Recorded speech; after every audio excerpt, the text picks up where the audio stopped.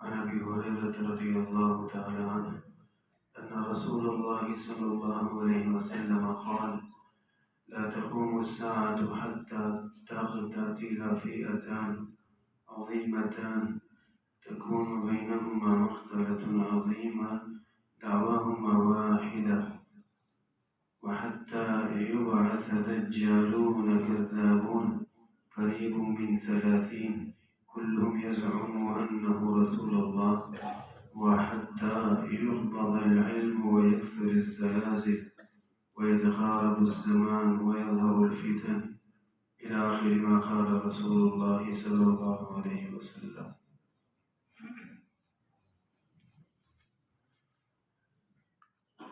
درس حدیث کے آخری دن چل رہے ہیں۔ جمعے کو انشاءاللہ ہمارا آخری سبق ہوگا۔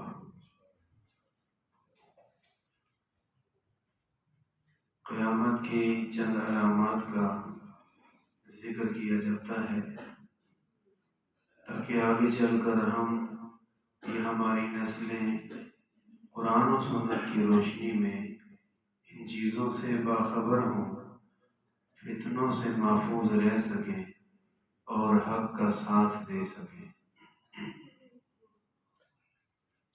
بہت ساری احادیث مبارکہ ہیں، ان میں سے کچھ عرض کی جائیں گی، اور احادیث مبارکہ میں قیامت کی بہت سی علامات ذکر کی گئی ہیں۔ ان علامات میں کہیں کہیں احادیث کو ملانے سے ترتیب بھی معلوم ہوتی ہے کہ پہلے یہ ہوگا، پھر یہ ہوگا، پھر یہ ہوگا، اور بہت ساری علامات ایسی ہیں جن کی ترتیب ہمیں واضح طور پر معلوم نہیں، اور ترتیب کا معلوم نہ ہونا یہ بھی اللہ کی طرف سے رحمت ہوتی ہے۔ قرآن و سنت میں اصول ہے، جس چیز کو اللہ تعالیٰ نے یا رسول اللہ صلی اللہ علیہ وسلم نے جتنا بیان فرمایا ہے اتنا بیان ہونا بہتر ہے۔ جس بات کو چھوڑ دیا دراصل اسے چھوڑنا ہی بہتر تھا۔ اس کو تفسیر کے علم میں ایک اصول کہا جاتا ہے، ابہموا ما ابہم اللہ۔ اس بات کی وضاحت اللہ نے نہیں فرمائی، اس کے زیادہ پیچھے نہ پڑو۔ قرآن پاک میں بھی دو قسم کی آیات ہیں جن کا سورہ آل عمران کے آغاز میں ذکر ہے۔ فرمایا کہ قرآن پاک اللہ تعالیٰ نے نازل فرمایا ہے، اس میں دو قسم کی آیتیں ہیں۔ کچھ آیتیں ہیں محکم وَأُخَرُ مُتَشَابِهَاتٌ، اور کچھ آیتیں ہیں متشابہ۔ کچھ آیتیں محکم ہیں، کچھ متشابہ ہیں۔ محکم کا مطلب یہ کہ قرآن پاک میں کچھ حکم بالکل واضح اور صاف صاف دیے گئے، اور بعض آیتیں ایسی ہیں کہ ان کا مطلب سمجھ میں آتا نہیں، آئے تو مشکل سے آتا ہے، اور پوری وضاحت ان کی نہیں ہے۔ یہ خود قرآن کا تعارف کروا رہا ہے۔ اللہ پاک فرما رہے ہیں کہ دو طرح کی آیتیں ہیں۔ بعض وہ آیتیں ہیں جو انسان کو فوراً سمجھ آ جاتی ہیں، جیسے رمضان کے روزے کا حکم ہے، نماز کا، زکوٰۃ کا۔ اور کچھ آیات ایسی ہیں جو انسان کو سمجھ میں آنے والی نہیں، یا ان کا مفہوم اس طرح کا ہے کہ وہ عام آدمی کے تو کم از کم سمجھ میں نہیں آئے گی، بڑے اہل علم سمجھیں گے۔ فرمایا پھر جیسے آیتیں دو قسم کی، ایسے لوگ بھی دو قسم کے، قرآن پڑھنے والے دو قسم کے۔ کچھ وہ ہیں کہ جن کو اللہ تعالیٰ نے علم و ایمان مضبوط عطا فرمایا، والراسخون فی العلم یقولون کل من عند ربنا، یقولون آمنا به کل من عند ربنا، جن کو اللہ نے مضبوط علم و عمل نصیب فرمایا ہے، وہ کہتے ہیں کہ جو واضح طور پہ سمجھ میں آئے گا تو بہت اچھا، اگر کوئی ایسی چیز ہے جو ہماری سمجھ میں نہیں آتی تو پھر بھی ٹھیک ہے، کل من عند ربنا، یہ سارا قرآن ہمارے رب کی طرف سے ہے، اللہ پاک نے نازل فرمایا، ہم ایمان لے آئے۔ اور فرمایا کہ وَأَمَّا الَّذِينَ فِي قُلُوبِهِمْ زَيْغٌ، جن کے دلوں میں گمراہی کے کچھ جراثیم پائے جاتے ہیں، ان لوگوں کا حال یہ ہوگا کہ فَيَتَّبِعُونَ مَا تَشَابَهَ مِنْهُ، انہی آیتوں کے پیچھے بھاگیں گے، انہی کا مطلب ڈھونڈنے نکلیں گے کہ جو متشابہ ہیں، ابتغاء الفتنہ وابتغاء تأویل، فتنہ پیدا کرنے کے لیے، مقصد ہی فتنہ ہے۔ وما يعلم تأویلہ الا اللہ، اور حالانکہ حقیقت یہ ہے کہ ان کی تفسیر اللہ ہی جانتے اور کوئی نہیں جانتا۔ آیتیں میں نے کہا دو قسم کی، محکم اور متشابہ۔ محکم وہ جو واضح واضح ہیں، متشابہ وہ جن کے کئی مفہوم نکل سکتے ہیں، کچھ غلط بھی ہو سکتے ہیں، کچھ ٹھیک بھی ہو سکتے ہیں، یا وہ جن کا علم اللہ کے سوا ہے ہی نہیں کسی کے پاس، خود قرآن کہہ رہا ہے جن کا علم اللہ کے سوا کسی کے پاس نہیں۔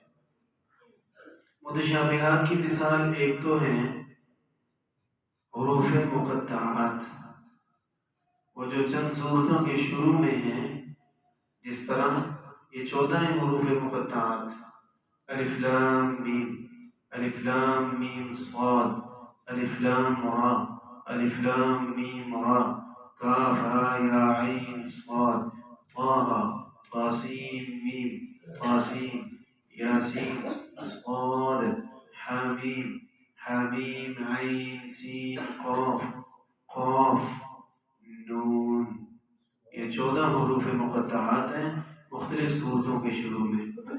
یہ 14 ہیں اور ان میں سے ایک کا مطلب بھی کوئی نہیں جانتا سوائے اللہ کے، سوائے اللہ کے۔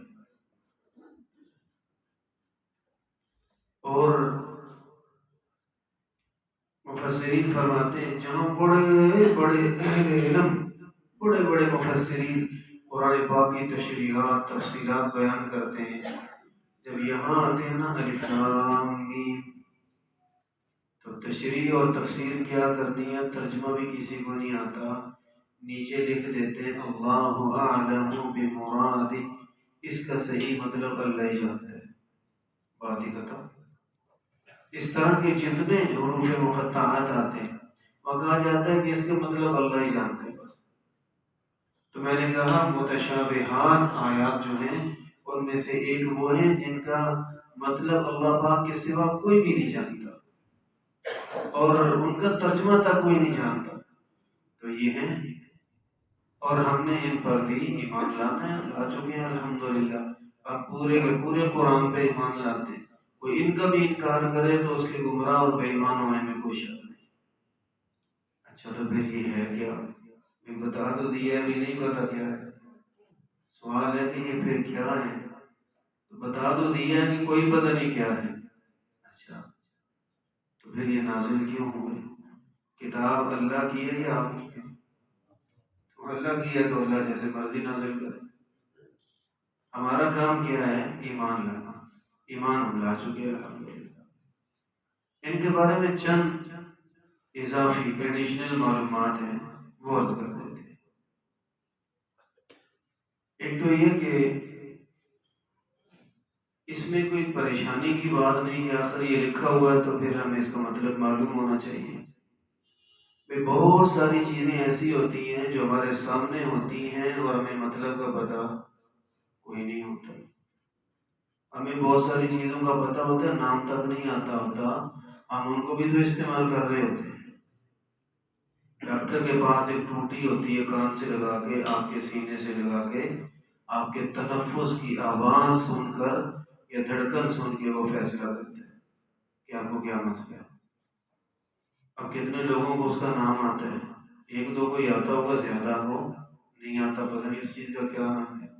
نام آتا یا نہیں آتا اس سے فائدہ تو حاصل کر رہے ہیں نا، سارے سب فائدہ حاصل کر رہے ہیں۔ اسی طرح بہت ساری چیزیں ایسی ہوتی ہیں ان کا کسی کو عام طور پہ پتہ نہیں ہوتا۔ سی این جی کیسے کہتے ہیں؟ سی این جی وہ تو پتہ ہے وہ گیس ہوتی ہے، لیکن اس سے مراد کون سی گیس ہے؟ CN اور G، اس کا کیا مطلب ہے؟ تو یہ کسی ایک دو کو یہاں بیٹھ کے ہوئے کو پتا ہوگا، باقی کسی کو پتا چلا کوئی نہیں، تو ہم راضی رہتے ہیں نا۔ تو اسی طرح کیا ہوا اگر قرآن پاک میں الف لام میم، الف لام میم صاد کاف یا عین صاد یہ چیزیں ہیں اور نہیں بھی پتا تو اس سے کوئی فرق نہیں پڑتا۔ اسی طرح آپ بازار سے کوئی چیز خریدنے جاتے ہیں، آپ نے ایک صابن ہی اٹھا لیا ملٹی نیشنل، اگر اسرائیل کا ہو تو اٹھانا نہیں، لعنت بھیجنی ہے۔ اٹھایا کوئی، اس پہ لکھا ہوا یہ صابن کا یہ نام ہے، فلاں کمپنی نے بنایا، ایکسپائری یہ ہے، فلاں فلاں یہ ہے، سب کچھ لکھا ہوا، ڈیٹیل بھی لکھی ہوئی ہے، نیچے ایک بار کوڈ بنا ہوتا ہے، اس کی سمجھ آتی ہے، لائنیں سی لگی ہوتی کالی کالی، کوئی لائن باریک سی ہے کوئی موٹی سی ہے، نیچے کچھ گنتی بھی لکھی ہوتی ہے لائن کے ہیں بالکل نیچے جا کے، وہ کیا ہے آپ کو پتا ہوتا ہے کیا ہے؟ کسی کو کوئی پتا نہیں، حتیٰ کہ جو کاؤنٹر پہ بیٹھا ہے پتا اس کو بھی کوئی نہیں، وہ بھی کیمرے کے سامنے کرتا ہے، کمپیوٹر سمجھ آتا ہے یہ کیا چیز۔ قرآن پاک کی بہت ساری آیتیں ہیں جو ہمیں سمجھ نہ آتی ہیں نہ آئیں گی، لیکن اللہ رب العالمین سارا جانتا ہے، سارا جانتا ہے۔ یہاں کبھی ناراض ہوئے کہ یار صابن میں پتہ نہیں کیا لائنیں بنا دی، ہمیں تو اس کا مطلب ہی نہیں آتا، کیا فائدہ اس صابن سے غسل کرنے کا؟ سوچا کبھی؟ نہیں۔ والراسخون فی العلم یقولون آمنا به، فرمایا جنہیں اللہ نے اچھا ایمان اور علم دیا ہے وہ کہتے ہیں ہم سارے قرآن پہ ایمان لاتے ہیں، بات ختم۔ کل من عند ربنا، سارا رب نے نازل کیا۔ اور دیکھیں بہت ساری باتیں ہمارے کام کی نہیں ہوتی، اور ان تفصیلات میں جا کر الجھنے کے سوا ہمیں کچھ بھی نہیں ملتا، بہت ساری باتیں ہمارے کام کی نہیں ہوتی، ان تفصیلات میں جا کر الجھنے کے سوا ہمیں کچھ بھی نہیں ملتا۔ تو وہاں کیا کہا جاتا ہے؟ یار اپنے کام سے کام رکھو۔ کمپیوٹر دنیا کی ایک بڑی چیز ہے، کمپیوٹر پہ آپ لکھتے ہیں اسد، ادھر اسکرین پہ بھی یہی لفظ آ جاتا ہے، لیکن کی بورڈ اور اسکرین کے درمیان میں ایک اور لینگویج کام کر رہی ہے، وہ کوئی اور ہی شے ہے بالکل، اور اگر وہ ہمارے سامنے آئے تو ہمیں کبھی بھی پتہ نہ چلے کہ میں جو لکھنا چاہ رہا تھا وہی ہے یا کیا ہے، اور وہ لینگویج کئی تو سنیں گے پہلی دفعہ کہ وہ کوئی اور شے ہوتی ہے، ہم جو کچھ ٹائپ کر رہے ہیں کمپیوٹر اس کو کچھ اور سمجھ رہا ہے، اس کو شو ہماری زبان میں کر رہا ہے، تو اس کی ایک اپنی لینگویج ہے، اپنی زبان ہے، پتہ نہیں وہ کیا عجیب سی چیز ہوتی ہے، تو وہ ہمیں کسی کو پتا نہیں، اور ساری دنیا کمپیوٹر استعمال کر رہی ہے کسی نہ کسی رنگ میں، تو ہر بات کا ہر بندے کو پتا ہونا ضروری بھی نہیں ہوتا۔ ہاں جو اس چیز کے شعبے کے لوگ ہیں ان کو سارا پتا ہے، وہ سمجھتے ہیں، سارے وہ سب سمجھتے ہیں۔ ایک صاحب بتا رہے تھے انجینئر ہیں، وہ کہتے ہیں کمپیوٹر بھلا کیا سمجھتا ہے، کمپیوٹر کیا سمجھتا ہے؟ وہ کہتے ہیں صرف 2 حرف ہیں جن کو سمجھتا ہے بس، اور وہ کسی چیز کو نہیں سمجھتا، صرف 2 حرف، میرے خیال سے 0 اور 1، بس صرف ان کو سمجھتا ہے۔ ویسے اب دنیا کی کوئی بھی زبان لائیں، ہر زبان کی ٹرانسلیشن ہے، سب کچھ موجود ہے، کی بورڈ بھی ہے، اسکرین پہ بھی آ رہا ہے جا رہا ہے، سارا کچھ ہے، لیکن اسے سمجھ کیا آتی ہے؟ صرف اور صرف 0 اور 1، بس اسی کو توڑ پھوڑ کے جوڑ توڑ کے وہ آگے سے آگے سے آگے سے آگے چیزیں بنا کے آپ کو دکھا رہا ہوتا ہے۔ اب ان باتوں کا پتہ ہے ہمیں کوئی نہیں، تو پھر کیا مطلب؟ ہمارے جینے کا کیا فائدہ ہوا ہے؟ یا پھر اس کا کیا مطلب کہ ہمیں کمپیوٹر کا تو فائدہ ہی نہیں ہے، اس کو تو پھینک دینا چاہیے؟ نہیں بھائی، ہر بات ہر آدمی کو معلوم ہونا ضروری ہی نہیں ہوتا، ہاں اس شعبے کے لوگوں کو معلوم ہونا چاہیے کہ اس کی حقیقت کیا ہے، اس کی حقیقت کیا ہے۔ ایک صاحب کچھ دن پہلے بتا رہے تھے کہ ہم ہاتھ چاڑتے ہیں تو DNA گرتے ہیں، سیلز گرتے ہیں، ہمیں تو نہیں پتا تھا کہ ایسے جھاڑنے سے بھی گرتے ہیں، ایسے گر رہے ہوتے ہیں، اب وہ شعبے کو لوگ جانتے ہیں، ان ماہرین کو پتہ ہے کہ ان چیزوں کی کیا حقیقت ہے، ہمیں تو ان کا اندازہ تک نہیں، حالانکہ انہی چیزوں سے جڑ کے ہم بنے ہوئے ہیں، انہی چیزوں سے جمع ہو کے ہم بنے ہیں، لیکن ہمیں ان چیزوں کا پتہ ہی نہیں۔ تو کیا ہوا، سارا قرآن اللہ نے واضح فرمایا، اور چند آیات اللہ نے کوڈ رکھے ہوئے اپنے، تو کوڈ بھی تو ہوتے ہی ہیں، اللہ تعالیٰ نے خاص کوڈ لگا رکھے ہیں قرآن پاک پہ، الف لام میم قاف ہا یا عین صاد طہ، یہ سارے کوڈ ہیں۔ تو کوڈ لگانے والا ہی جانتا ہوتا ہے کہ کوڈ کیا ہے اور کیوں ہے، اسی کو پتہ ہوتا ہے۔ صابن آپ کے لیے ہے لیکن اس پہ لگا ہوا کوڈ آپ کے لیے نہیں ہے، ان کے اپنے ریکارڈ کے لیے اور اپنے نظام چلانے کے لیے۔ تو اسی طرح قرآن پاک سارا ہی آپ کے لیے، کچھ آیات یا کچھ الفاظ ایسے ہیں جو اللہ رب العالمین نے اپنے ہی حد تک رکھے اور کتاب میں نازل فرما دیے۔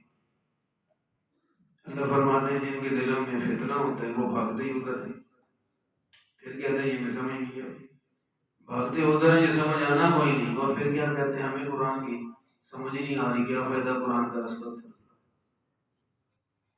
تو قرآن کے اس حصے کی طرف آئیے جو آپ کو سمجھ آنے والا ہے، اور پھر آگے جو سمجھ آنے والا ہے اس کی بھی دو قسمیں ہیں۔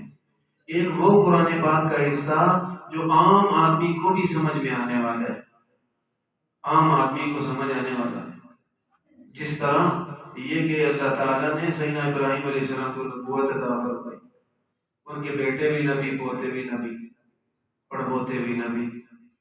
اب یہ باتیں وہ ہیں جو ہر ایک کو سمجھ آ رہی ہے، سنتے انہوں نے بتوں کو توڑا، لوگوں نے پکڑا، تفتیش کی اور ان کو آگ میں ڈال دیا، ہم نے آگ کو کہا ٹھنڈی ہو جائے، ان کا کچھ نہ بگڑا۔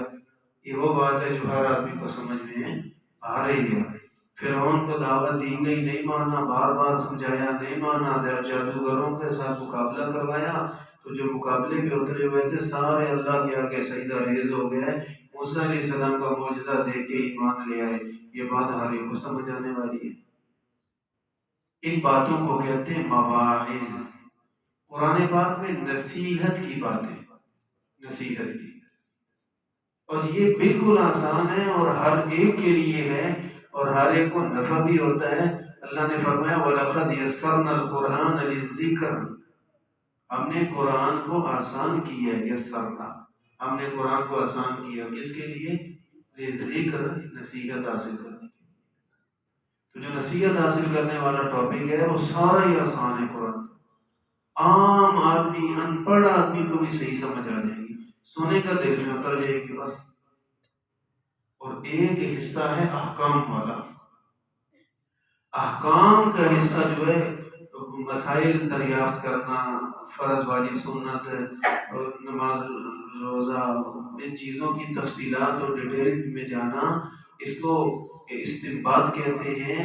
یہ بڑے قرآن و سنت کے بڑے درجے کے ماہرین کا کام ہے، چھوٹے موٹے ماہر کا بھی کام نہیں ہے، چھوٹے موٹے ماہر کا بھی کام نہیں ہے۔ اب دیکھیں ہم اور آپ کیا چیز ہیں، اپنے دور کے وہ علم کے لوگ، ہم نے تو علم دیکھا سنا ہی نہیں نا، اس دور میں تو علم کا وہ معیار بھی نہیں ہے دینی علم کا۔ پہلے زمانے میں لوگوں نے بڑی محنتیں کی تھی، بڑی محنت۔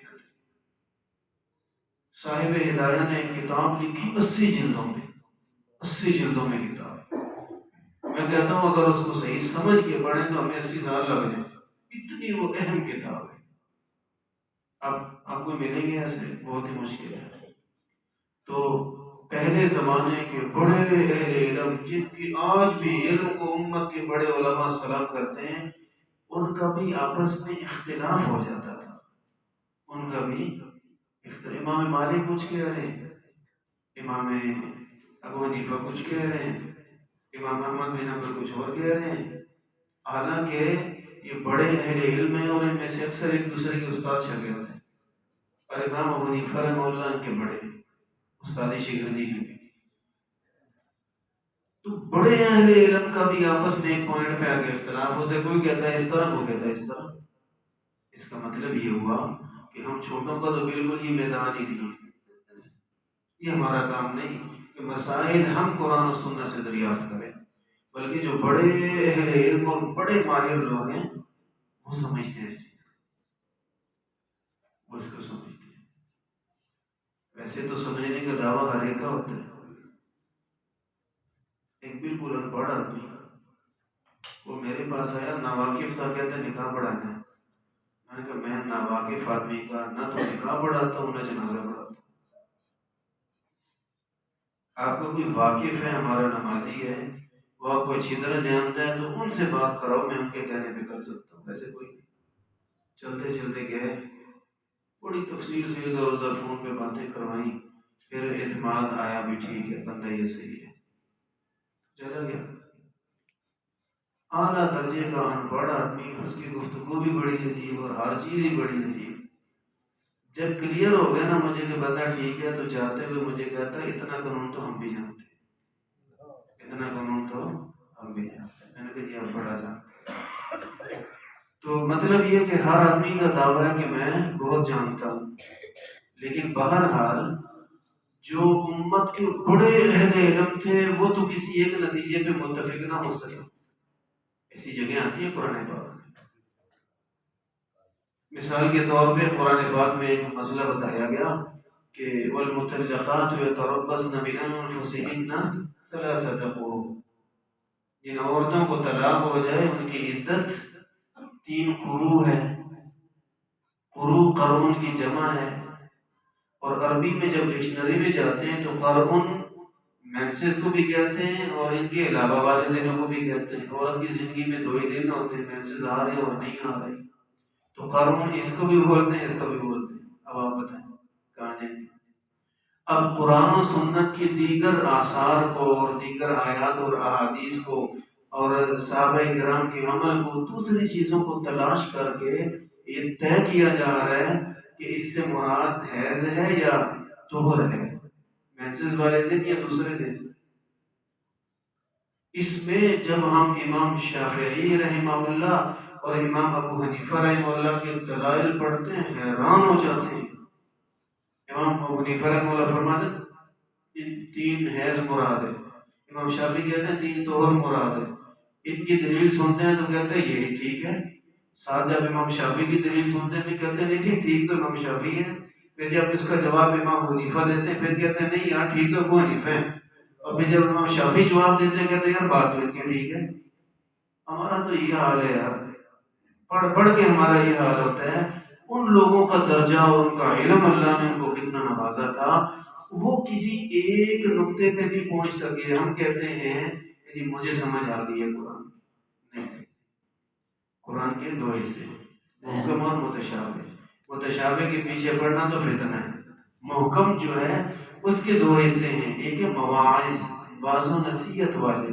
قرآن کہتا ہے وَلَقَدْ يَسَّرْنَا الْقُرْآنَ لِلذِّكْرِ، ہم نے نصیحت کے لیے قرآن آسان کر دیا ہے۔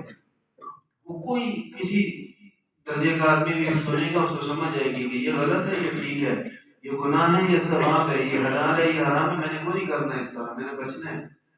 لیکن کچھ مسائل جو آ جائیں گے وہ ایسے باریک ہوں گے کہ وہ نہیں سمجھ آئیں گے۔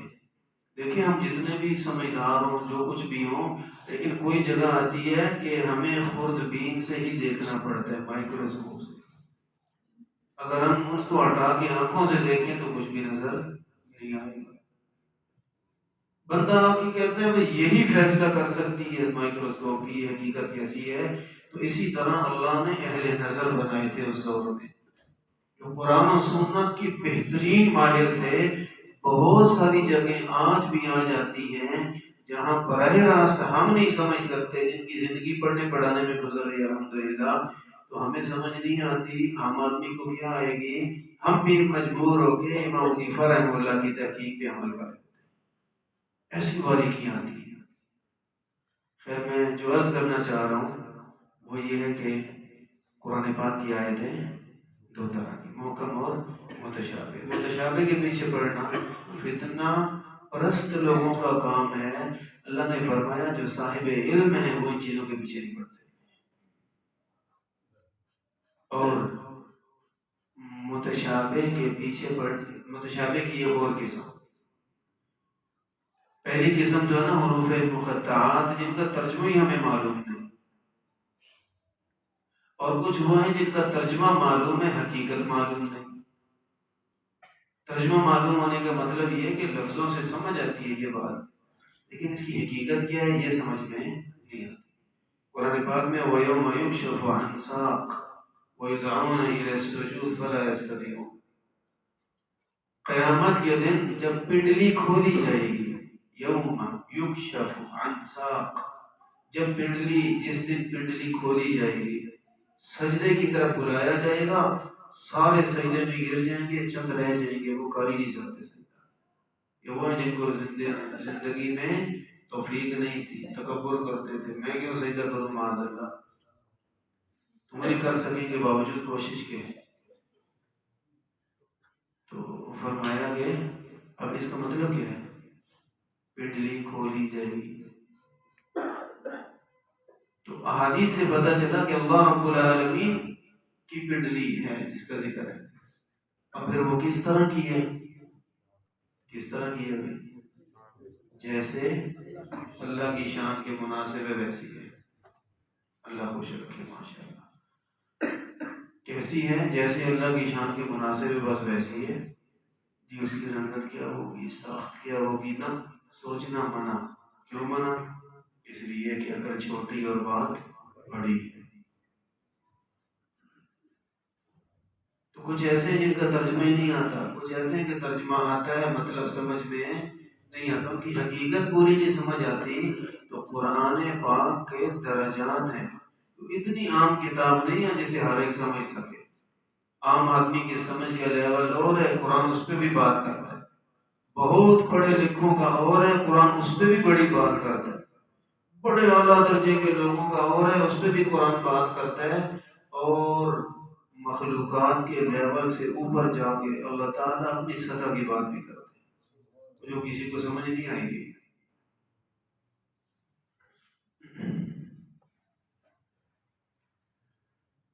تو فتنے بہت سارے ہیں، حدیث مبارکہ میں ذکر ہے۔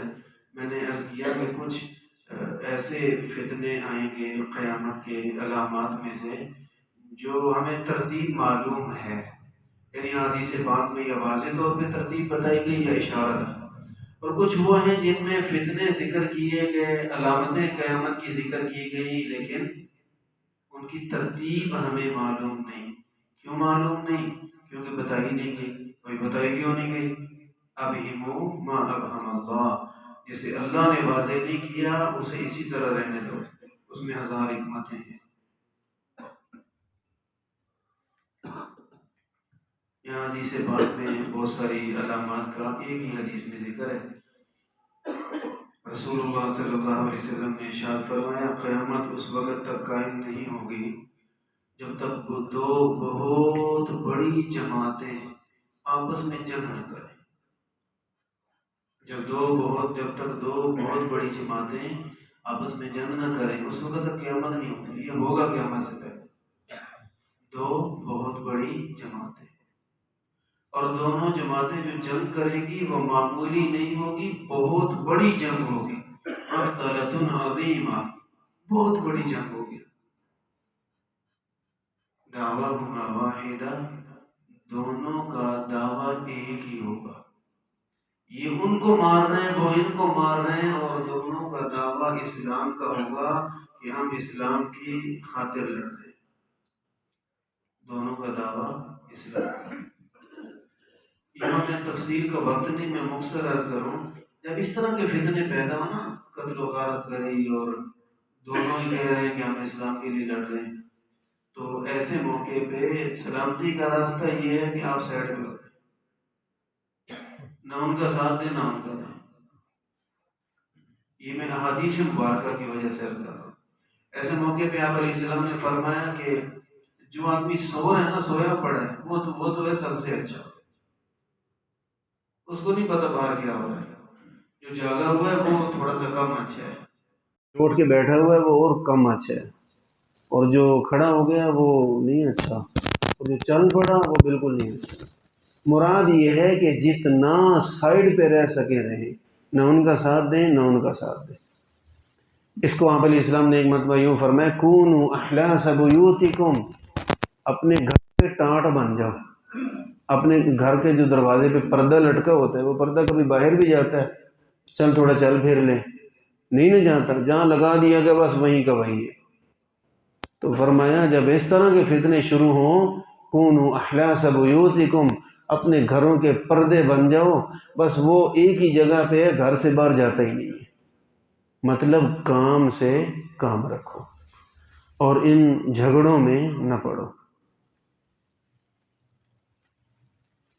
الیکشن آیا ہوا ہے، جس کا ساتھ دینا دیں، ووٹ بھی دیں، سپورٹ بھی دیں، جو کرنا ہے کریں، لیکن اس وجہ سے آپس میں جھگڑا نفرت وہ اچھا نہیں ہے، اس نے اس کا کیوں ساتھ دیا ہے، اس نے اس کو ووٹ کیوں دیا ہے، وہ بھی برا ہے، وہ بھی برا ہے، بس جس کو میں دینے لگا ہوں یہی ٹھیک ہے. آپ یہ جھگڑا رہنے دیں، ووٹ جس کو دینا ہے دیں اور اپنا کام کریں، اپنے کام سے کام رکھیں.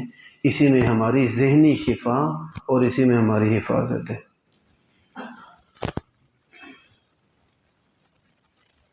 حتیٰ یبعث دجالون کذابون، فرمایا اس وقت تک قیامت قائم نہیں ہو سکتی جب تک انتہائی جھوٹے اور انتہائی فریبی لوگ نہ آ جائیں. انتہائی جھوٹے، چھوٹے موٹے جھوٹے نہیں، جو تھوڑا جھوٹ بولنے والے اس کو کہتے ہیں کاذب، اور جو بہت جھوٹ بولے اس کو کہتے ہیں کذاب، مبالغہ کا صیغہ ہے کذاب، اس میں تفضیل سے بھی آگے کا. اور اسی طرح ایک ہوتا ہے دجل، دجل کا مطلب فریب دینا، دھوکہ دینا، حقیقت کچھ ہے بتانا کچھ اور. فراڈیا کہتے ہیں اس کو، فراڈیا. تو دجال کہتے ہیں بے حد فراڈ کرنے والا، ہر بات میں فراڈ ہے، حقیقت اور بتا اور رہے، ہے حقیقت اور بتا کچھ اور رہے. تو فرمایا کہ اس وقت قیامت قائم نہیں ہوگی جب تک ایسے لوگ نہ آ جائیں. اور ایسے لوگ 30 تو ان میں سے وہ ہوں گے، 30 تو ان میں سے وہ ہوں گے کہ جو نبوت کا دعویٰ بھی کر دیں گے.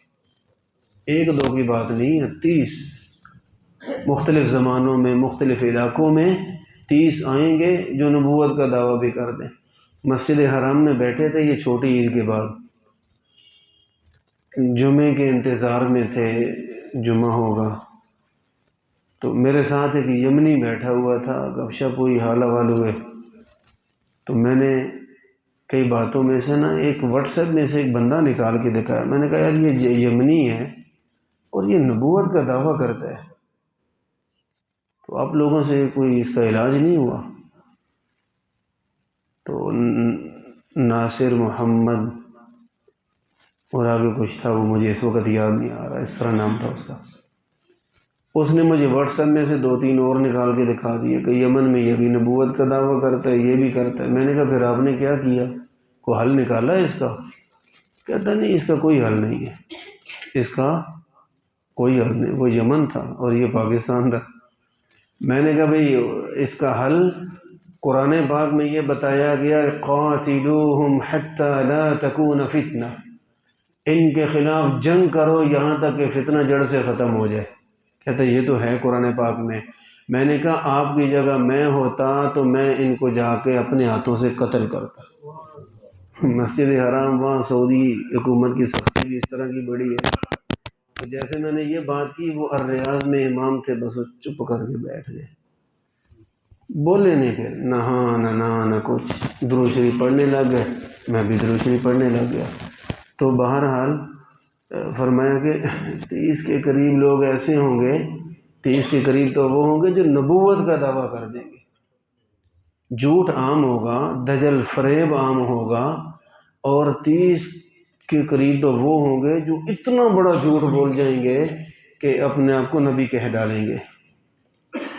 اس زمانے میں جھوٹ کا تصور نہیں تھا، جھوٹ کا تصور نہیں تھا.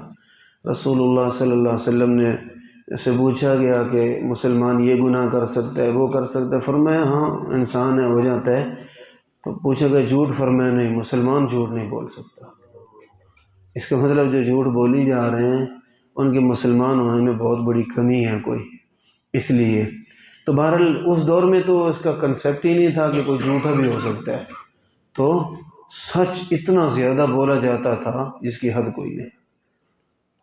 ابو سفیان ابھی مسلمان نہیں تھے، سن 7 ہجری کی تقریباً بات ہے، رسول اللہ صلی اللہ علیہ وسلم نے روم کے بادشاہ ہرقل کو خط لکھا دعوت اسلام کے لیے۔ بڑا پیارا خوبصورت لمبا واقعہ ہے۔ وہ خط گیا اور انہوں نے کہا اس علاقے میں کوئی حجاز کے لوگ آئے ہوں، اتفاقاً ابو سفیان مل گیا جو اس وقت اعلیٰ درجے پہ دشمنی پہ تھے۔ ان سے سوال جواب ہوئے، لمبی چوڑی بات ہے۔ ان میں سے ایک بات یہ، ابو سفیان کو بادشاہ نے کہا آپ آگے آگے بیٹھ جاؤ، کہا جو باقی ساتھی ہیں نا اسے قطار میں پیچھے کھڑے ہو جاؤ تاکہ اس کی نظریں آپ کی نظروں سے نہ ملیں۔ کہا کہ میں نے کچھ اس سے باتیں پوچھنی ہیں، اگر یہ غلط بولے صرف اشارہ کر دینا۔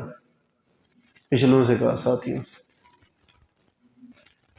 بخاری شریف میں شروع میں حدیث آتی ہے، ابو سفیان قسم کھا کے کہتے ہیں اللہ کی قسم، بعد میں تو الحمدللہ مسلمان ہو گئے تھے، صحابی تھے، اس وقت مسلمان نہیں تھے، کہتے ہیں اللہ کی قسم اگر میرے بس میں ہوتا میں جھوٹ ضرور بول جاتا، مجھے ڈر اس بات کا تھا کہ بعد میں یہ میرے دوست بھی مجھے کہیں گے دیکھو یار وہاں جا کے جھوٹ بولا ہے۔ مشرک اور مشرکوں کے سردار جھوٹ بولتے ہوئے حیا آ رہی ہے۔ تو بہرحال اس دور میں تو یہ چیزیں نہیں تھیں، تو فرمایا ایسے لوگ آئیں گے جو نبوت تک کا دعویٰ کر جائیں گے۔ فرمایا یہاں تک کہ قیامت کی علامات میں سے کہ علم اٹھا لیا جائے گا، ختم ہو جائے گا علم۔ علم اٹھائے جانے کی ایک حد آپ علیہ السلام نے یہ بھی بیان فرمائی، فرمایا آپ علیہ السلام نے کہ جو علم الفرائض ہے یہ سیکھ لو، وراثت کے مسائل، یہ بڑا مشکل ہے، علم الفرائض سیکھ لو، علم الفرائض وراثت کے مسائل کو کہتے ہیں۔ فرمایا ایک زمانہ ہے علم اٹھایا جائے گا، دو معاملے میں جھگڑیں گے آپس میں کہ میرا اتنا بنتا ہے، نہیں میرا اتنا بنتا ہے، وہ چاہیں گے کوئی شریعت کے مطابق فیصلہ دے، وہ چل جا کے تھک جائیں گے، کوئی فیصلہ کرنے والا ملے گا ہی نہیں۔ تو اتنا علم اٹھا لیا جائے گا، یہ حالات آئیں گے۔ فرمایا وَيَكْثُرُ الزَّلَازِلُ، قیامت کے قریب زلزلے بہت آئیں گے، بہت۔ حدیث پاک میں اس کی اور بڑی تفصیلات ہیں۔ یتقارب الزمان، زمانہ سمٹ جائے گا۔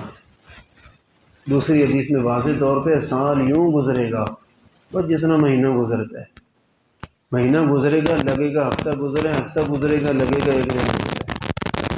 اور اب بہت حد تک یہ ہمارے سامنے ہے، بہت حد تک ہے، ہر آدمی کہتا ہے جی وقت گزرنے کا پتہ ہی نہیں چل رہا۔ وَيَظْهَرُ الْفِتَنُ، اور فتنے غالب آ جائیں گے، فتنے غالب آ جائیں گے۔ یہ ناچ گانا فتنہ ہے، غالب آ چکا ہے۔ اب تو ہمیں نعت بھی اچھی نہیں لگتی جب تک اس کے ساتھ زبردست قسم کا میوزک نہ ہو۔ اب تو ہمیں نعت بھی اچھی نہیں لگتی جب تک کوئی گویہ نہ نعت پڑھے، ہم کہتے ہیں یار بڑی نعت پڑھی ہے۔ حالانکہ حضور کی تعریف حق تو کسی کا بھی ہے، لیکن ہمیں وہ پسند کرنا چاہیے جو آپ علیہ السلام سے سچی محبت رکھتا ہو، جس کی زندگی حضور علیہ السلام کے حکم کے کچھ نہ کچھ تو مطابق ہو۔ تو بہرحال کوئی گویہ بھی پڑھے تو نعت ہی ہے، اچھی بات ہے، لیکن گویہ میوزک کے ساتھ نہ پڑھے۔ میوزک کے ساتھ کوئی قاری صاحب پڑھے تب بھی حرام ہے، میوزک کے ساتھ کوئی گویہ پڑھے تب بھی حرام ہے، کیونکہ حرام میوزک ہے۔ آپ علیہ السلام نے واضح طور پہ اس سے منع فرمایا۔ رنگ ٹیون موبائل کی، نمازی حضرات کی بھی ایسی ہوتی ہے کہ اس میں فل میوزک ہوتا ہے۔ بھئی دیکھیں، ایک ہے گانا، گانے میں دو چیزیں ہوتی ہیں، ایک تو اشعار گمراہ کن شعر جن کو وہ منہ زبان سے بول رہا ہے، ایک اس کے ساتھ جو شور شرابہ ہوتا ہے، تو اس شور شرابے کو میوزک کہتے ہیں، ان الفاظ کو نہیں کہتے۔ کچھ لوگ کہتے ہیں جی ہماری ٹیون میں تو میوزک نہیں ہے، حالانکہ فل میوزک ہوتا ہے، کہتے ہیں کہ نہیں کوئی گانا تو نہیں ہے۔ بھئی گانا اور چیز ہے، میوزک اور چیز ہے۔ تو بہرحال میوزک والی رنگ ٹیون لگانا غلط ہے، جائز نہیں ہے۔ آپ نے فرمایا کہ فتنے غالب آ جائیں گے، فتنے ہوں گے نہیں، فتنے غالب آ جائیں گے، سر پہ چڑھ جائیں گے۔ حالت یہ ہے کہ اللہ کے گھر میں کھڑے ہوتے ہیں، موبائل بجتے اور اس پہ گانا، میوزک، طواف کر رہے وہاں بھی، یہ کنجر خانہ بیت اللہ میں تو نہیں جا سکتا لیکن ریکارڈنگ وہاں بھی چل رہی ہے اس کی، روضہ اقدس کے سامنے بھی چل رہی ہے، اور ہر جگہ اسی طرح نمازی نماز پڑھ رہا ہے، سجدے میں پڑھا ہے، جیب سے میوزک چل رہا ہے۔ اس کو کہتے ہیں فتنہ غالب آ گئے، فتنہ غالب آ گئے۔ اور فتنے غالب آنے کی بہت ساری صورتیں ہیں، تو فتنوں کا غالب آ جانا یہ قیامت کی علامت ہے۔ فرمایا حرج بڑھ جائے گا، حرج۔ صحابہ کرام نے پوچھا حرج کیا ہے؟ فرمایا قتل عام، جگہ جگہ قتل، جگہ جگہ قتل۔ اب قتل کی خبر سن کے ہمیں کچھ بھی نہیں ہوتا، ہم کہتے ہیں پھر کیا ہوا، حالانکہ کوئی آج سے 30-40 سال پہلے ایک ہوتا تو پورے علاقے میں کئی دنوں تک دہشت چھا جاتی تھی، اب کسی کو کوئی پتہ نہیں۔ تو یہ فرمایا بہت زیادہ ہو جائے گا۔ اسی حرج کی تفصیل میں فرمایا تھا کہ قاتل کو نہیں پتہ میں کیوں مار رہا ہوں، اصل وجہ کیا ہے، اور مقتول کو نہیں پتہ مجھے مار کیوں ہو رہے ہیں۔ فرمایا کہ اس وقت تک قیامت قائم نہیں ہوگی جب تک تمہارے اندر مال بہت نہ ہو جائے، مال بہت زیادہ ہو جائے گا۔ آج ہر آدمی ہزاروں میں تو کھیل ہی رہے کم از کم، ایک وقت تھا یہ 100 روپیہ بڑی شے تھی، وہ کسی کے پاس ہوتا تھا، بلکہ یہ قیام پاکستان کے ساتھ ہی جو وقت تھا وہ تو میرے خیال سے کوئی 1 روپیہ بھی کسی گھر سے نکلتا تھا۔ زمینیں تقسیم ہوئیں، جس کے گھر میں 1 روپیہ یا 2 روپے ہیں تو اس کو اتنے مربع زمین آئے لے لے، پیسے دکھائے تاکہ ہمیں پتہ چلے یہ آباد بھی کر سکے گا، تو وہی نہیں ہوتے تھے گھر میں، تو یہ نہیں تھے۔ اور اب بچوں کی جیب میں ہزاروں ہیں، اور یہ ایک پسماندہ ملک کی بات کر رہے ہیں، جہاں معیشت بہتر ہے وہاں مال ظاہر ہے کہ بہت زیادہ بڑھ چکا ہے، اور ہر قسم کی مصنوعات بہت زیادہ بڑھ چکی ہیں، حالانکہ نبی پاک صلی اللہ علیہ وسلم کے اس دور میں مال تو بہت کم ہوتا تھا۔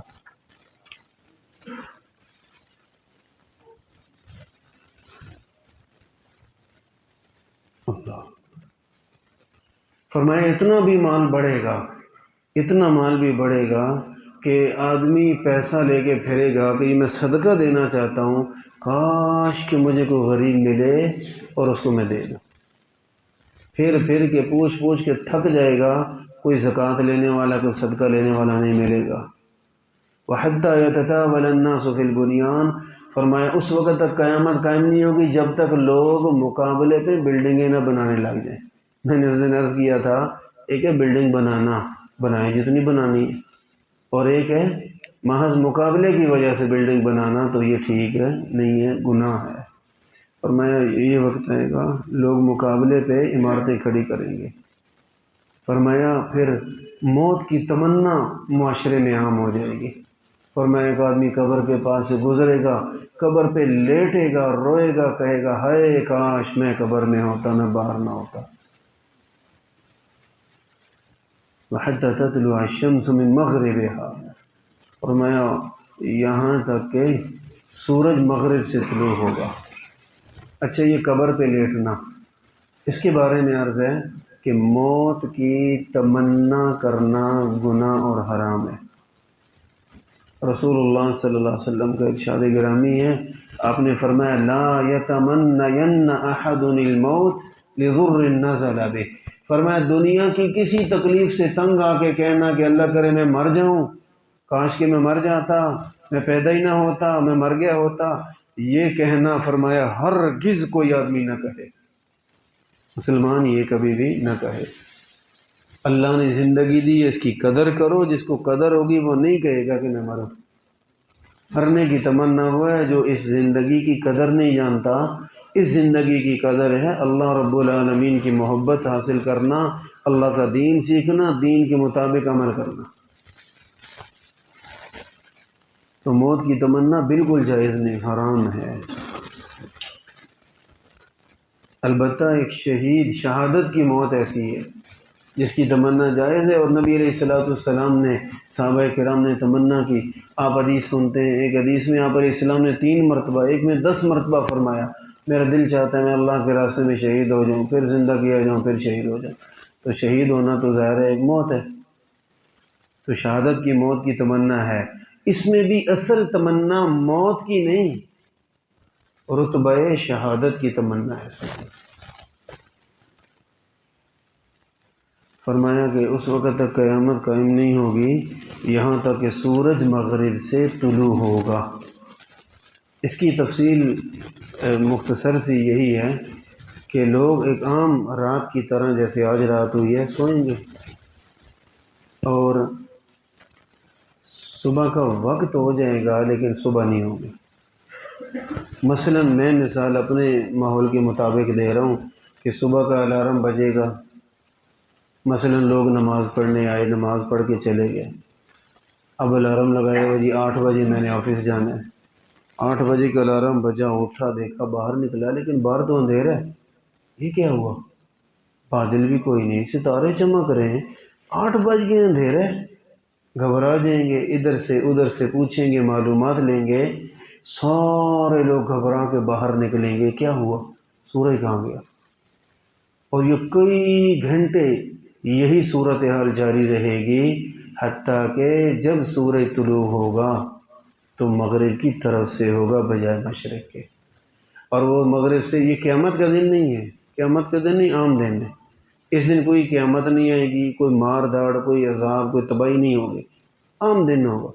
مغرب سے سورج طلوع ہوگا، چڑھتے چڑھتے چڑھتے چڑھتے نصف النہار تک آئے گا، یہاں رکے گا، پھر واپس مغرب کی طرف جائے گا، اور پھر اسی طرح عام معمول کے مطابق دن گزرنا شروع ہو جائیں گے۔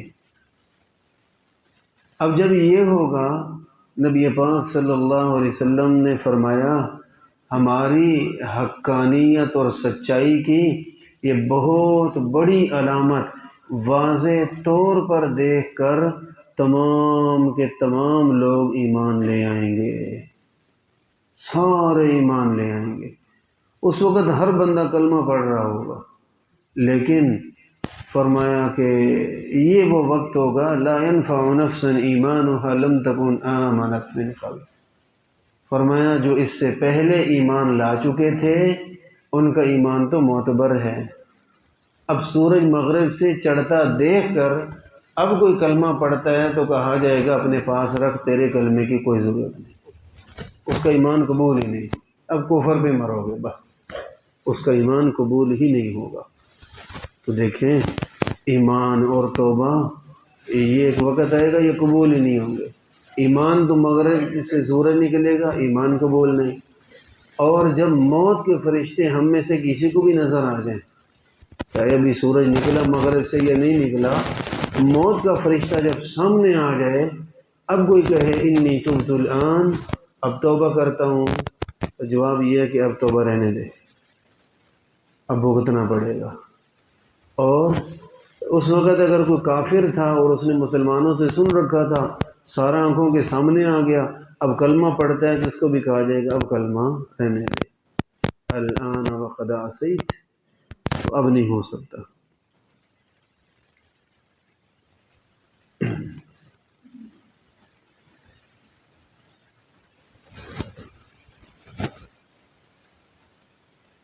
آگے حدیث پاک میں ہے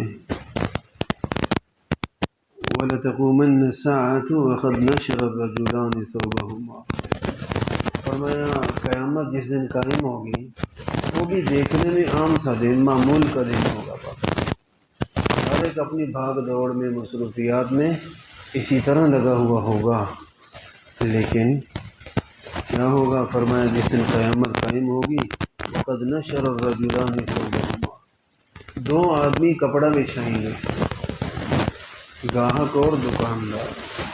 گاہک کہے گا سوٹ دکھا دو، میں سلوانا چاہتا ہوں، پہنوں گا، عید آ رہی ہے، فنکشن آ رہا ہے، تو وہ کپڑا جیسے پھینکتا ہے کپڑے والا ویسے پھینکے گا۔ آپ فرماتے ہیں کپڑا پھینکنے والا پھینکے گا، کپڑا دو آدمیوں کے درمیان میں ہوگا، نہ ابھی سودا ہوا ہوگا اور نہ ہی اس نے لپیٹ کے رکھا ہوگا، یہی قیامت کا نتیجہ۔ ایک معمول کے مطابق زندگی چل رہی ہوگی، اور کپڑا بیچنے والا خریدنے والا بیٹھے ہوں گے، ابھی سودا نہیں ہوا ہوگا، قیامت قائم ہو جائے گی۔ اور فرمایا کچھ لوگ ایسے ہوں گے، ایک آدمی اونٹنی کا دودھ نکال کے آ رہا ہوگا کہ میں اس کو پیوں، دودھ نکالا یہاں آ کے پینا ہے، اور میں دودھ تو نکال لیا ہوگا، پینے کا وقت نہیں آئے گا، قیامت آ جائے گی۔ دن تو معمول کا ہوگا، اچانک قیامت آئے گی۔ من قبل ان یأتیکم العذاب بغتۃ وانتم لا تشعرون، قرآن میں بھی یہی ہے کہ اچانک اللہ کی پکڑ آئے گی۔ اور فرمایا کہ اسی طرح کچھ لوگ ایسے ہوں گے، فرمایا وقد رفع اکلتہ فلا یأکلها، ایک آدمی لقمہ توڑ کے اٹھائے گا، کھا نہیں سکے گا کہ قیامت آ جائے، یعنی کسی کے وہم و گمان میں بھی نہیں ہوگا کہ یہ آج کا دن قیامت کا دن۔ ہمیں اللہ کا شکر ادا کرنا چاہیے، اللہ نے کس ہستی سے جوڑا، محمد الرسول اللہ صلی اللہ علیہ وسلم، جو بہت بڑی سچائی اور حقیقت کا نام ہے۔ بڑے یتیم ہیں یہ مغرب والے، سائنس والے، یہ لوگ۔ قیامت آنی تھی 2012 میں میرے خیال سے، 12 دسمبر ہی تھی میرے خیال سے، تو قیامت آ رہی ہے اور ساری دنیا مر رہی تھی، آئی قیامت، آئی قیامت، آئی قیامت۔ میرے نبی نے کیا فرمایا، کب آئے گی؟ کپڑا بچھانے والا بچھائے گا، ریٹ طے ہو رہے ہیں، قیامت آ جائے گی۔ تو ان کو پتہ تھا کہ قیامت آنی ہے، لقمہ اٹھا رہے، دودھ لا رہے، قیامت آ جائے گی۔ اتنی اچانک قیامت آئے گی، کسی کے وہم و گمان میں نہیں ہوگا، انہوں نے کئی سال پہلے بتا دیا، تو یقیناً وہ قیامت ہرگز نہیں تھی۔ اور آئندہ بھی اگر یہ لوگ غلطی کریں تو غلطی انسان سے ہوتی ہے، کوئی ایسی بات نہیں، حساب کتاب میں ان چیزوں میں آ جاتی ہے۔ ہم نے ہر بات کو قرآن و سنت کے آئینے میں دیکھنا ہے، قرآن و سنت کے ساتھ میچ کرے گی تو بات ٹھیک ہوگی، نہیں تو بات غلط ہے۔ بس اتنی بڑی غلطی، لوگ آج وہ سائنس سائنس سائنس کرتے ہیں، بھئی سائنس کے بڑے فائدے ہیں، بڑی تحقیق، کوئی شک نہیں، لیکن سائنس کو خدا نہ سمجھو، سائنس کو رسول سے آگے نہ سمجھو، بلکہ سائنس جو کچھ بھی ہے نا، انسانوں کی تحقیقات کا نام ہے، اور انسان کی علم میں، عمل میں، ہر بات میں غلطی کا امکان ہوتا ہے، البتہ جس انسان پہ اللہ وحی نازل فرما دیں وہاں غلطی کا کوئی تصور نہیں۔ تو 100% یقینی علم پھر بھی قرآن و سنت کا، دیکھیں یار کوئی معمولی بات نہیں تھی، ساری کائنات متفق ہو گئی تھی اس بات پہ، سوائے اہل علم اور اہل ایمان کے، ساری دنیا متفق ہو گئی تھی کہ قیامت آ رہی ہے، اور الحمدللہ کچھ بھی نہ ہوا، اللہ نے ساری دنیا کو دکھایا۔ سائنس جو کچھ بھی ہے بڑی کمال کی چیز ہے، لیکن حدیث سے نیچے، قرآن سے نیچے نیچے ہے، اس کو نیچے رکھو، اللہ نے یہ دکھایا۔ ہم نے سائنس سے قرآن کو نہیں سمجھنا، البتہ قرآن سے سائنس کو سمجھا جا سکتا ہے۔ نبی پاک صلی اللہ علیہ وسلم نے ارشاد فرمایا، لا تقوم الساعة حتى تقاتل قوما نعالهم الشعر، اس وقت تک قیامت قائم نہیں ہو سکتی جب تک تمہاری جنگ اس قوم سے نہ ہو جن کے جوتے بالوں کے بنے ہوئے ہوں گے، جن کے جوتے بالوں کے بنے ہوئے ہوں گے۔ اس کا پوری حقیقت تو وقت آنے پہ سمجھ آئے گی کہ وہ پورا جوتا ہی بالوں کا ہوگا، یا اوپر جو ہوتا ہے اوپر والا حصہ وہ بالوں کا ہوگا، یا اوپر بال لگے ہوں گے، یا بناوٹ ہی ساری بال کی ہوگی، یہ تو وقت آئے گا تو سامنے آئے گا۔ برے فرمایا اس وقت تک قیامت قائم نہیں ہو سکتی جب تک تمہاری جنگ ان سے نہ ہو جائے جن کے جوتے بالوں کے ہوں گے۔ حتیٰ تقاتل الترک صغار الاعین، فرمایا اس وقت تک قیامت قائم نہیں ہوگی جب تک تم ترکوں سے جنگ نہ کرو، ترکوں سے۔ اور فرمایا صغار الاعین، چھوٹی چھوٹی آنکھوں والے، حمر الوجوہ، سرخ چہروں والے، زلف الانوف، چپٹے ناک والے، چھوٹے پھینے ناک والے، پنجابی میں جسے کہتے ہیں، چھوٹے ناک والے، ان سے جب تک تمہاری جنگ نہیں ہوگی اس وقت تک قیامت نہیں آئے گی۔ کأن وجوہہم المجان المطرقہ، فرمایا جیسے تہ بتہ ڈھال ہوتی ہے اس طرح کے ان کے چہرے ہوں گے، قیامت آ ہی نہیں سکتی جب تک تمہاری ان سے جنگ نہ ہو۔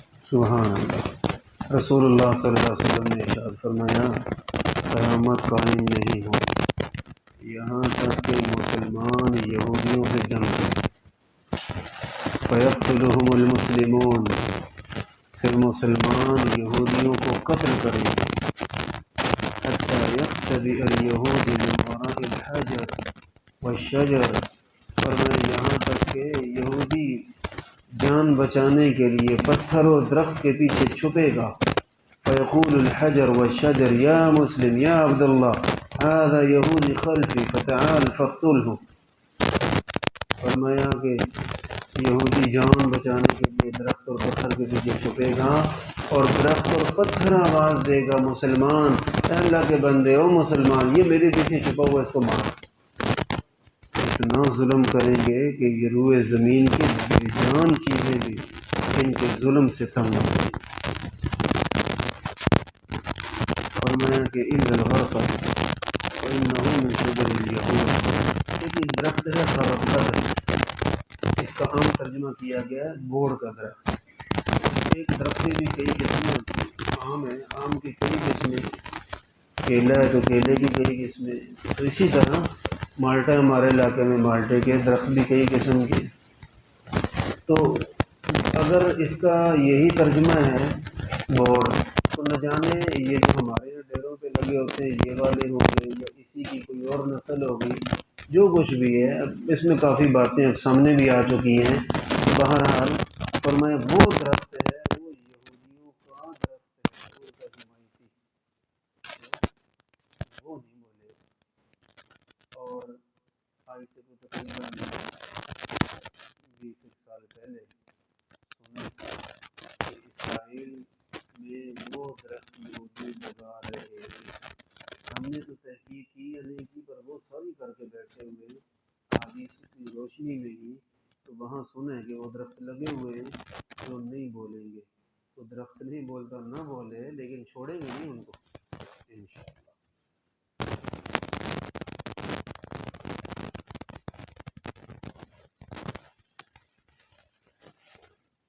رسول اللہ صلی اللہ علیہ وسلم نے ارشاد فرمایا لا تذهب الأيام والليالي حتى يملك رجل يقال له الجهجاه، وفي رواية حتى يملك رجل من الموالي يقال له جهجاه، فرمایا اس وقت تک قیامت قائم نہیں ہوگی جب تک ایک آدمی بادشاہ نہیں بنے گا اور اس آدمی کا نام ہوگا جہجاہ، جہجاہ اس کا نام ہوگا، جب تک وہ بادشاہ نہیں بنے گا قیامت نہیں آئے گی۔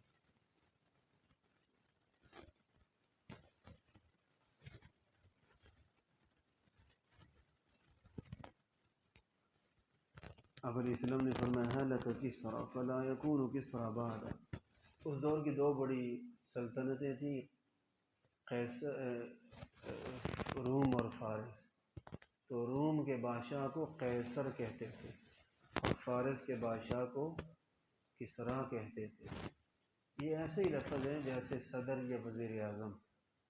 اب وزیر اعظم ہمارے کسی بادشاہ کا نام نہیں ہوتا بلکہ اس کا عہدہ ہے، صدر کسی کا نام نہیں ہوتا بلکہ یہ عہدہ ہے۔ اسی طرح روم میں جو بھی سربراہ ہوتا تھا تو اس کو قیصر کہتے تھے اور سربراہ فارس کو کسریٰ کہا جاتا تھا، اور حبشہ کے سربراہ کو نجاشی کہتے تھے۔ نجاشی کسی ایک بندے کا نام نہیں، ان کے ہر سربراہ کو نجاشی بولتے تھے، اور جس نجاشی رضی اللہ تعالیٰ عنہ کی ہم بات کرتے سنتے ہیں ان کا نام تھا اصحمہ، اصحمہ نام تھا ان کا۔ آپ نے اس دور میں فرمایا تھا یہ بڑی سلطنتیں تھیں، ناقابل تسخیر تھے اس دور کے۔ آپ نے فرمایا جب یہ قیصر مرے گا کوئی قیصر دوبارہ نہیں آئے گا، یعنی ان کی سلطنت اس شان و شوکت سے برقرار ہی نہیں رہ سکتی۔ جب کسریٰ مرے گا، کسریٰ کے بعد وہ کسریٰ نہیں آئے گا جو حضور کے زمانے میں قیصر تھا، واقعی اس کے بعد کوئی قیصر نام کا بادشاہ نہیں آیا، نظام ہی بدل گیا ان کا، وہ سنبھل نہ سکے، حتیٰ کہ کچھ عرصے میں صحابہ کرام کے قدموں میں آ گئے۔ اور جو فارس تھا، اس کا جو اس وقت بادشاہ تھا، اس کا نام تھا ابن ہرمز، کسریٰ بن ہرمز۔ تو وہ بھی جب مرا تو اس کے بعد دوبارہ کوئی کسریٰ نام کا بادشاہ نہیں ہو سکا، اور فارس کی سلطنت بکھرتے بکھرتے اب صرف ایران رہ گئے۔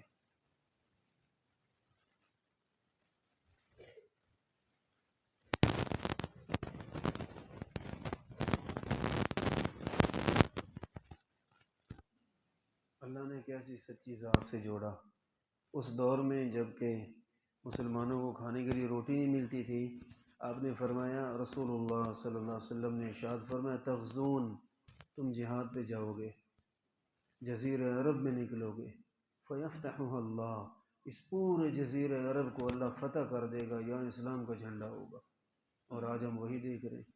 ثم فارس فیفتحها اللہ، فرمایا پھر تم فارس، مسلم شریف کی حدیث ہے، پھر تم جہاد پہ نکلو گے فارس کی طرف، اللہ اتنی بڑی سلطنت کو تمہارے ہاتھوں فتح کروا دے گا۔ ثم تغزون الروم، پھر تم روم سے جہاد کرو گے، پھر اللہ اس کو بھی فتح کروا دے گا۔ ثم تغزون الدجال فیفتحہ اللہ، پھر ایک وقت آئے گا دجال کے خلاف تم جنگ کرو گے، وہاں بھی اللہ تمہیں فتح دے گا۔ فتح مسلمانوں کی ہے، مشکل وقت آ جاتا ہے، تکلیف اٹھانی پڑ سکتی ہے، قربانی دینی پڑ سکتی ہے، لیکن فتح اللہ نے مسلمانوں کا مقدر بنا دیا۔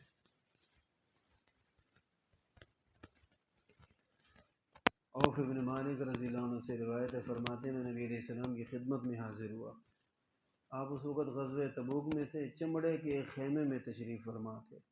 مجھے حضور علیہ السلام نے کچھ باتیں فرمائیں، ایک یہ فرمایا، وعدد ستم بین یدی الساعہ، گن کے پوری کر لینا، قیامت سے پہلے 6 کام ہوں گے، گن کے پورے کر لینا، قیامت سے پہلے 6 کام ہوں گے۔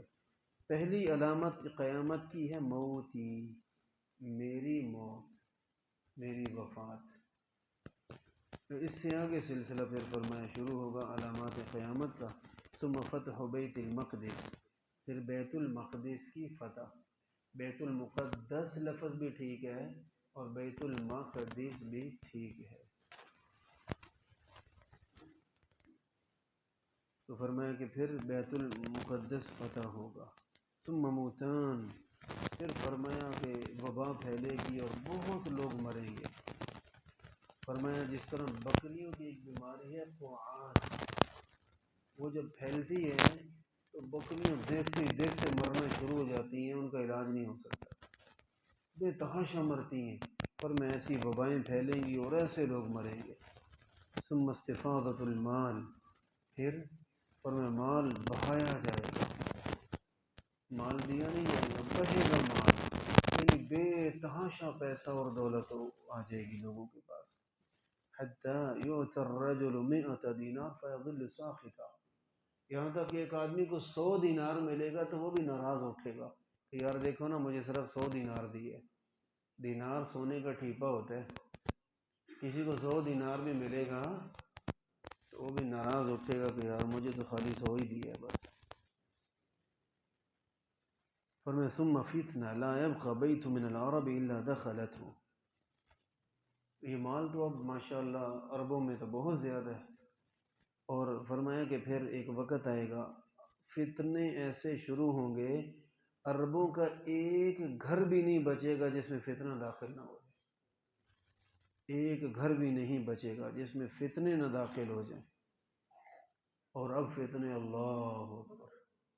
مدینہ طیبہ اس دفعہ گیا، کسی یہیں پہ گئے دوست، اس سے ملنے گیا، اس نے جو حالات بتائے میں نے کہا الحمدللہ ہمارے لوگ تو بڑے اچھے ہیں۔ پھر وہ میں نے دیکھا نوجوان آ رہا ہے 17 سال کا، 18-20 سال کا، دکان پہ، ہم ایک سائڈ پہ تھے مدینہ کے کنارے ایئرپورٹ کے پاس، تو نوجوان کی شکل نشیوں والی، جتنے آئے سچی بات ہے یہ والے چہرے مجھے نہیں نظر آئے۔ ایک تو حرم کے پاس ہے نا، وہ تو پھر آتے ہی خاص لوگ ہیں، اب وہ بہت تھوڑے ہیں جو حرم کی طرف آیا کرتے ہیں، ورنہ کئی سال گزر جاتے مدینہ میں رہ رہے حرم آنے کی توفیق نہیں۔ تو وہاں میں اس وقت دن سائڈ پہ بیٹھا تھا، احد پہاڑ کے پیچھے ہے وہ جگہ، تو وہاں دیکھا تو عجیب شکلیں، اللہ اکبر، لٹے پٹے بیچارے، عیاشی بھی فحاشی بھی اور نہ جانے کیا کچھ، نشے سارے، بچپن سے نشے پہ لگے ہوئے، ماں دیکھ رہی ہے نشہ کر رہے، کچھ نہیں کہتی، وہ خود نشہ کرتی ہے، باپ دیکھ رہے بدکاری کرتے ہوئے، وہ کو کیا کہے، وہ خود اس سے زیادہ کرتا ہے، اس نے سیکھی باپ سے۔ یہ حالات ہیں، تو فرمایا کہ ایسا وقت آئے گا عربوں کا ایک گھر نہیں بچے گا جس میں فتنے داخل نہ ہو جائے۔ نہ جانے فتنوں سے کیا کیا مراد ہے، ہمارا حق نہیں ہے کہ ہم کہیں کہ یہ والا فتنہ مراد ہے، لیکن اس معاشرے کو اس معاشرے سے کمپیریزن کریں نا، تقابل کریں، یقین کریں لگتا ہے کہ الحمدللہ ہم بچے ہوئے ہیں، بڑے بچے ہوئے ہیں۔ ایسی ایسی باتیں سن کے بندہ کانپ جاتا ہے، ایسی ایسی باتیں اور حالات۔ فرمائیں کہ پھر فتنہ ہوگا، عربوں کا کوئی گھر نہیں بچے گا جس میں یہ داخل نہ ہو۔ ثم ہدنہ تکون بینکم و بین بنی الاسفر، ایک بہت بڑی جنگ ہوگی رومیوں کے اور تمہارے درمیان، فیغدرون، رومی عہد شکنی کریں گے، پھر وہ تم سے لڑنے آئیں گے 80 جھنڈوں میں، کوئی عالمی اتحاد، کوئی نیٹو اتحاد آئے گا، جو کچھ بھی ہوگا وقت کے حساب سے 80 جھنڈوں میں، یعنی 80 مختلف قومیں یا ملک وہ آئیں گے تم سے لڑنے کے لیے، تحت کل غایہ 12,000 اور ہر جھنڈے کے نیچے 80 تو قومیں ہوں گی، ہر قوم کا کوئی 12,000 بندہ ہوگا جو تم سے لڑنے کے لیے آئے گا۔ اپنے ان صحابی سے فرمایا سنو، قیامت سے پہلے یہ 12 باتیں گن کے پوری کر لینا، وہ عدد ستن، یہ 6 باتیں قیامت سے پہلے گن کے پوری کر لینا۔